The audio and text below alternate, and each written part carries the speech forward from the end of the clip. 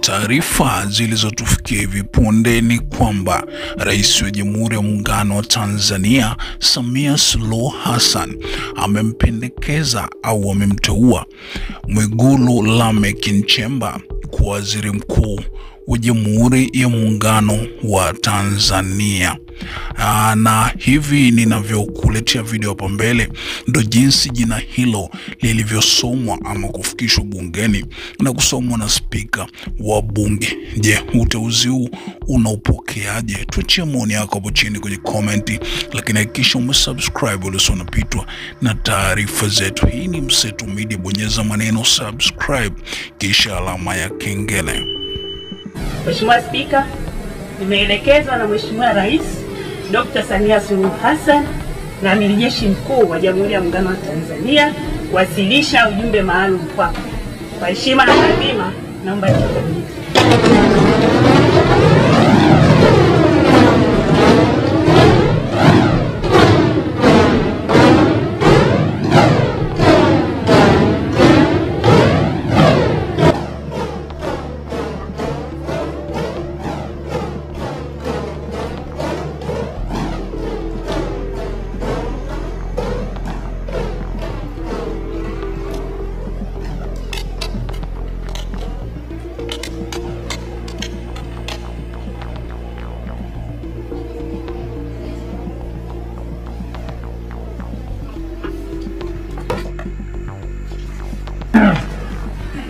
Waheshimiwa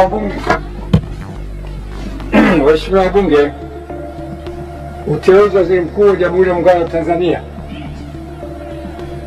Mheshimiwa Spika, kwa mujibu wa Katiba ya Jamhuri ya Muungano wa Tanzania ibara ya 51 kifungu kidogo cha pili, Rais wa Jamhuri ya Muungano wa Tanzania baada ya kushika madaraka yake ndani ya siku 14 atamteua mbunge wa kuchaguliwa kutoka katika jimbo la uchaguzi anatokana na chama cha siasa chenye wabunge wengi zaidi, au kama hakuna chama cha siasa chenye wabunge wengi zaidi, basi atateuliwa anaelekea kuungwa mkono na wabunge wengi kwa Waziri Mkuu wa Jamhuri ya Muungano wa Tanzania.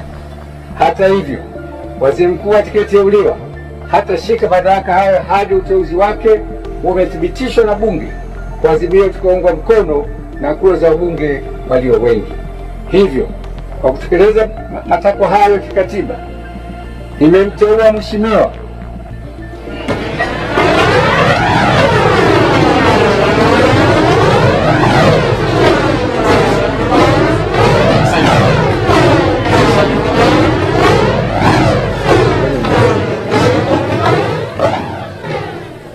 Daktari Mwigulu Lameck Nchemba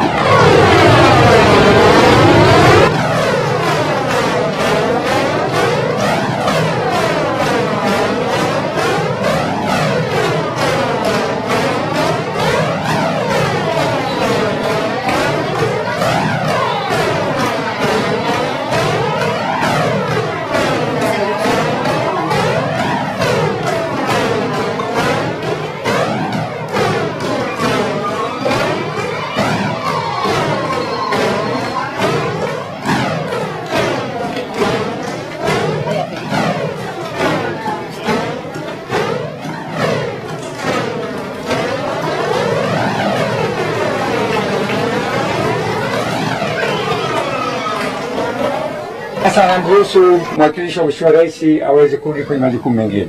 Asante sana kamanda.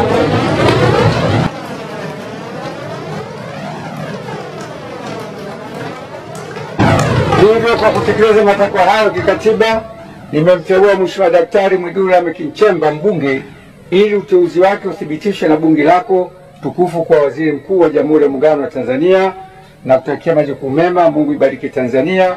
Daktari Samia Suluhu Hassan, Rais wa Jamhuri ya Muungano.